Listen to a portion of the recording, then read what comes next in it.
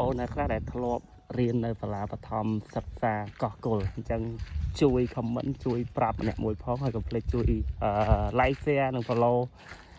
ជាពិសេសបង្ហាញពីអារម្មណ៍ដែលបងប្អូនធ្លាប់រៀននៅទីនេះណាបងប្អូនទាំងអស់គ្នាហើយថ្ងៃទីដែរគឺខ្ញុំបានមកផ្លាត់ជូននៅ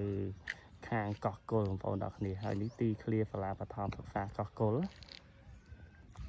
ហើយនេះសាលាបឋមដែលនៅក្នុងវត្តកោះរកាបងប្អូនទាំងគ្នាអញ្ចឹងសម្រាប់អ្នកដែលធ្លាប់រៀននៅទីនេះចាំបង្ហាញចំណាប់អារម្មណ៍ម្នាក់មួយផងណាបងប្អូនទាំងគ្នាទាំងសាលាចាស់សាលាថ្មីហើយទីនេះគឺជា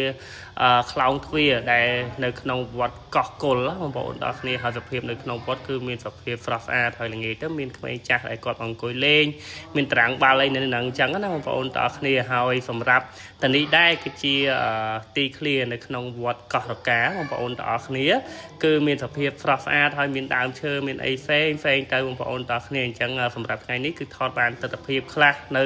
សាលាបឋមខាងកោះកុលសាលាបឋមខាងកោះរកាវត្តខាងកោះកុលហើយនិងវត្តខាងកោះរកាដែរឲ្យបងប្អូនទាំងគ្នាបានទស្សនាណាបងប្អូនទាំងគ្នាអញ្ចឹងកុំភ្លេចណាបងប្អូនដែលបានឃើញពីកន្លែងខ្លួនឯងហើយកុំភ្លេចជួយ like ជួយ share ហើយជួយ follow ទៅដើម្បី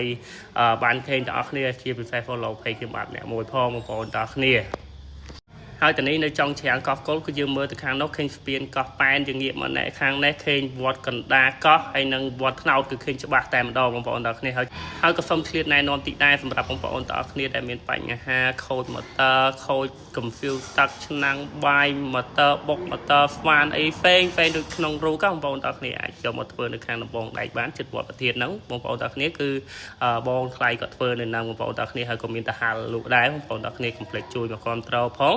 នៅខាងដំបងដៃយើងទេនៅចិត្តគ្នាដែរទេបងប្អូនទាំងគ្នាហើយសម្រាប់បងប្អូនទាំងគ្នាដែលត្រូវការក្រុមទីការដែលបំរើនៅក្នុងកម្មវិធីមង្គលការជប់លៀងផ្សេងកុំភ្លេចតារា TV ហើយនិងបងប្អូនទាំងគ្នាដែលចង់បានស្បែកជើងស្នាដៃកូនខ្មែរកាត់ផ្ទាល់ដៃ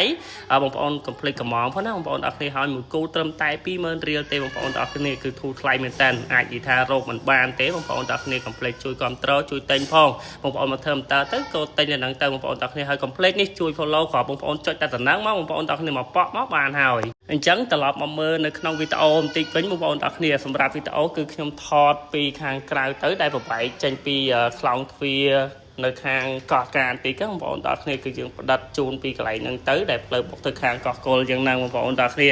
អញ្ចឹងសភាពនៅទីនេះគឺខ្ញុំធ្លាប់ថតម្ដងដែរប៉ុន្តែសម្រាប់ល្ងាចនេះគឺចង់បង្ហាញឲ្យបងប្អូនទាំងគ្នាបានទស្សនាទីទៅហើយនឹងលំហែអារម្មណ៍សម្រាប់បងប្អូនអ្នកនៅទីក្រុងដែលគាត់ចង់ឃើញពីទស្សនវិជ្ជានៅស្រុកភូមិហើយនឹងស្ថានភាពតើមានសភាពស្រស់ស្អាតបែបម៉េចដំណើរតាមស្រុកភូមិឥឡូវ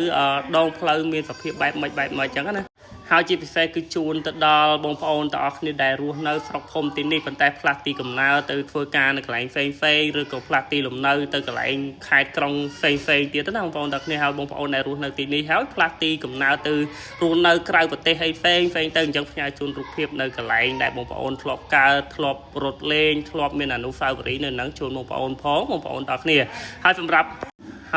នៅក្នុងវីដេអូបើខ្ញុំនិយាយទៅខុសត្រូវកន្លែងណាណីសូមបងប្អូនអាជាស្រ័យទុកនៅក្នុងវីដេអូនេះផងបងប្អូនទាំងគ្នាដែលសារតែខ្ញុំថតនេះអាចនឹងភ័ន្តច្រឡំក្នុងការនិយាយណាបងប្អូនទាំងគ្នាហើយសម្រាប់កន្លែងនេះគឺផ្លូវយើងបុកត្រង់ទៅខាងវត្តកោះកុលនិងកាត់តាមសាលាបឋមណាបងប្អូនទាំងគ្នាហើយតាមប្រភេទតាមដងផ្លូវឥឡូវគឺមានសភាពស្រស់ស្អាតងាកទៅណាក៏សម្បូរទៅដោយដំណាំហើយផ្លូវបេតុងគឺសពគ្រប់ហើយបងប្អូនទាំងគ្នាហើយភ្លើងសូឡាអីគឺភ្លឺតាមដងផ្លូវមិនពិបាកអីដូចមុនទេសម្រាប់នៅតាមភូមិឃុំនីមួយណាបងប្អូនទាំងគ្នាហើយនៅតាមអមសងខាងដងផ្លូវគឺមានដំណាំពោតអីផ្សេងទៅហើយមុខផ្ទះបងប្អូនជាពលរដ្ឋដែលរស់នៅទីនោះគឺមានដំណាំចេកស្វាយល្មុតខ្នុរអីផ្សេងទៅបងប្អូនទាំងគ្នានិយាយទៅនៅក្នុងស្រុកភូមិតាមតំបន់នីមួយគឺសម្បូរទៅដោយដំណាំហូបផ្លែមែនតើបងប្អូនទាំងគ្នាអញ្ចឹងអ្នកស្រុកកោះអីហ្នឹងគឺសម្បូរមែនតើដំណាំហូបផ្លែហើយជាពិសេសគឺសុទ្ធតែដំណាំធម្មជាតិដាំផ្ទាល់តែម្ដងណាបងប្អូនទាំងគ្នាអត់មានសារធាតុគីមីទេដូចចេកដូចស្វាយដូចអីហ្នឹងគឺมันមានសារធាតុគីមីទេតែពីងរៀចអីផ្សេងហ្នឹងបងប្អូនទាំងគ្នាហើយជាពិសេសតាមខ្ញុំសង្កេតមើលនៅខាងកោះកុលកោះកាហ្នឹងគឺសម្បូរដំណាំហូបផ្លែច្រើនដែរដូចនឹងទូកោះដែរបងប្អូនទាំងគ្នាហើយសម្រាប់កន្លែងនេះគឺយើងជិះមកបន្តទៀតហើយផ្លូវដូចជាបុកទៅខាងក្បាលច្រាំងហើយបងប្អូនទាំងគ្នាហើយដំណាំតាមអមផ្លូវខាងនេះគឺសម្បូរមែនតើបងប្អូនទាំងគ្នាសម្រាប់ទឹកដីកោះកុលមិនសូវបានជីកទេតតែមកធ្វើវីដេអូ គឺបានជិះបានថតបានបង្ហាញឲ្យបងប្អូនទាំងអស់គ្នាបានឃើញបានទស្សនាណាហើយសម្រាប់ពេលល្ងាចគឺបងប្អូនដែលគាត់រស់នៅទីនោះអង្គុយលេងតាមផ្ទះអង្គុយអីនៅហ្នឹងទៅបងប្អូនទាំងអស់គ្នាគឺយើងល្ងាចហើយដោយសារតែខ្ញុំថតនេះដូចជាល្បាក់ម៉ោង5ជាងហើយបន្ទាប់មកពីលក់កាហ្វេក៏ឆ្លៀតជិះថតឲ្យបងប្អូនទាំងអស់គ្នាមើលតិចទៅហើយនេះដូចផ្លូវបុកទៅខាងក្បាលច្រាំងហើយបងប្អូនទាំងអស់គ្នាអញ្ចឹងក៏អរគុណច្រើនបងប្អូនទាំងអស់គ្នាដែលតាមដានទស្សនាវីដេអូហើយអរគុណច្រើនសម្រាប់ការឆ្លងចូលចិត្តហើយបងប្អូនទាំងអស់គ្នាកុំភ្លេចណាជួយ follow ខ្ញុំបានអ្នកមួយផងអរគុណច្រើន